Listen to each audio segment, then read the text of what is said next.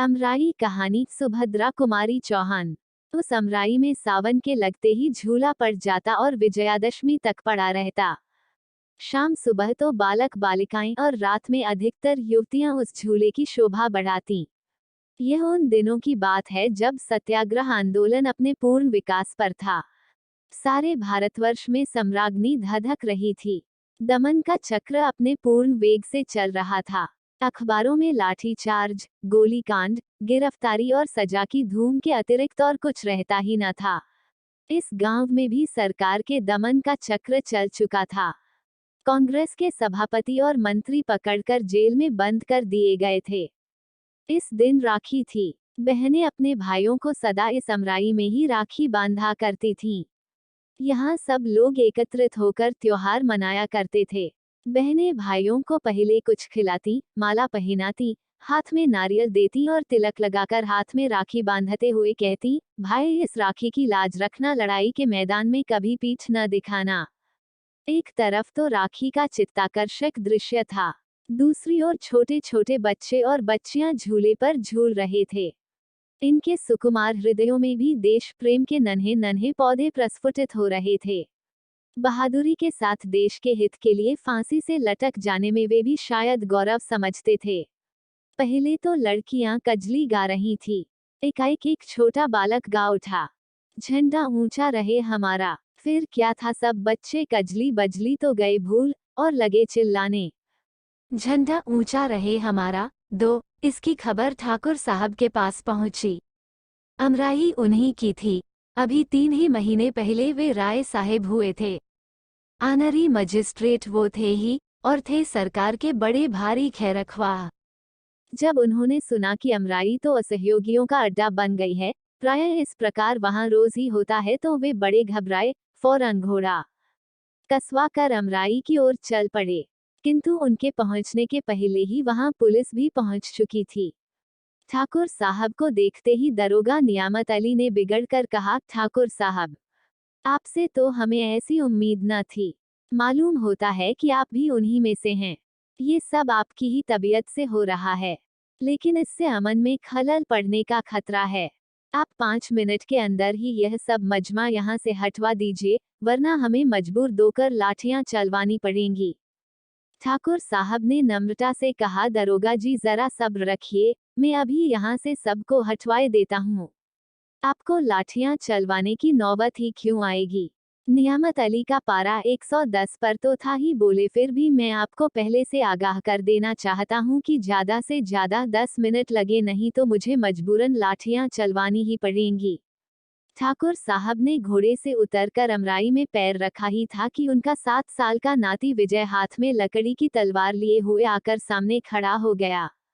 ठाकुर साहब को संबोधन करके बोला, दादा देखो, मेरे पास भी तलवार है, मैं भी बहादुर बनूंगा।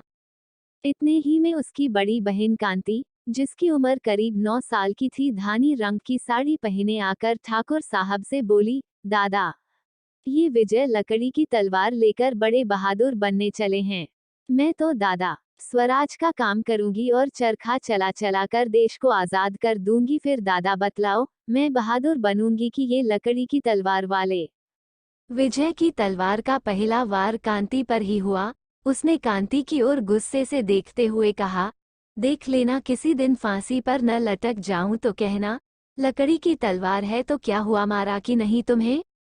बच्चों की इन बातों में ठाकुर साहब क्षण भर के लिए अपने आप को भूल से गए। उधर 10 मिनट से 11 होते ही दरोगा नियामत अली ने अपने जवानों को लाठियां चलाने का हुक्म दे ही तो दिया। देखते ही देखते अमराई में लाठियां बरसने लगी। आज अमराई में ठाकुर साहब के भी घर की स्त्रियां और बच्चे थे, और गांव के भी प्रायः सभी घरों की स्त्रियां, बच्चे और युवक त्योहार मनाने आए थे। उनकी थालियां राखी, नारियल, केशर, रोली, चंदन और फूल मालाओं से सजी हुई रखी थीं। किंतु कुछ ही देर बाद जिन थालियों में रोली और चंदन था, खून से भर गईं। 3 जब पुलिस मजमे को तितर बितर करके चली गई तो देखा गया कि घायलों की संख्या करीब 30 की थी, जिनमें अधिकतर बच्चे, कुछ स्त्रियां और 8-7 युवक थे। विजय को सबसे ज्यादा चोट आई थी। चोट तो कांति को भी थी, किंतु विजय से कम। ठाकुर साहब का तो परिवार का परिवार ही घायल था। घायलों को उनके घरों में पहुंचाया गया और अमराई में पुलिस का पहरा बैठ गया। विजय की चोट गहरी थी, दशा बिगड़ती जा रही थी। जिस समय वह अपने जीवन की अंतिम घड़ियां गिन रहा था, उसी समय कोर्ट से ठाकुर साहब के लिए सम्मन आया। उन्हें कोर्ट में ये पूछने के लिए बुलाया गया था कि उनका आम का बगीचा असहयोगियों का अड्डा कैसे और किसके हुक्म से बनाया गया। ठाकुर साहब भी ऑनरेरी मजिस्ट्रेटी का इस्तीफा, राय साहिबी का त्याग पत्र जेब में लिए हुए कोर्ट पहुंचे। उनका बयान इस प्रकार था। मेरा बगीचा असहयोगियों का अड्डा कभी नहीं रहा है, क्योंकि मैं अभी तक सरकार का बड़ा भारी खैर ख्वाह रहा हूँ। मुझे सरकार की नीति पर विश्वास था और अपने घर में बैठा हुआ मैं अखबारी दुनिया का विश्वास कम करता था। मुझे यकीन ही न आता था कि न्याय की आड़ में सरकार निरीह बालक, स्त्रियों और पुरुषों पर कैसे लाठियां चलवा सकती है। परंतु आज तो सारा भेद मेरी आंखों के ही आगे विषैले अक्षरों में लिखा गया है। मेरा तो यह विश्वास हो गया है कि इस शासन विधान में, जो प्रजा के हितकर नहीं है, अवश्य परिवर्तन होना चाहिए। हर एक हिंदुस्तानी का धर्म है कि वह शासन सुधार के काम में पूरा पूरा सहयोग दे। मैं भी अपना धर्म पालन करने के लिए विवश हूँ और यह मेरी राय साहिबी और ऑनरेरी मजिस्ट्रेटी का त्याग पत्र है। ठाकुर साहब तुरंत कोर्ट से बाहर हो गए। 4 दूसरे हो दिन से उस अमराई में रोज ही कुछ आदमी राष्ट्रीय गाने गाते हुए गिरफ्तार होते और 7 साल के बूढ़े ठाकुर साहब को सरकार के इतने दिन की खैर ख्वाही के पुरस्कार स्वरूप 6 महीने की सख्त सजा और 500 का जुर्माना हुआ। जुर्माने में उनकी अमराई नीलाम कर ली गई।